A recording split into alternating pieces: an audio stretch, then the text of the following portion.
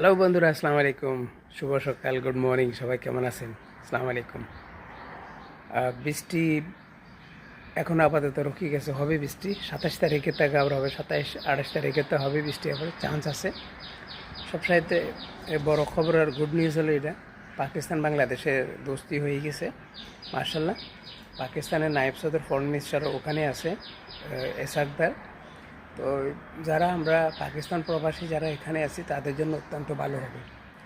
যেহেতু চুক্তিপত্র হইতেছে, আমাদের জন্য ভালো হওয়ার তো কথা, উদ্দেশ্য রয়েছে এটা।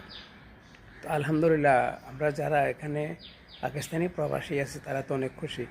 বাট আগে যারা থাকি চলে গেছে, পশু অনেক মানুষ আসছে, 5-6 জন আসছে এখানে, আবার 2-3 বছর দেশে ছিল, থাকার পরে আবার এখানে আসছে।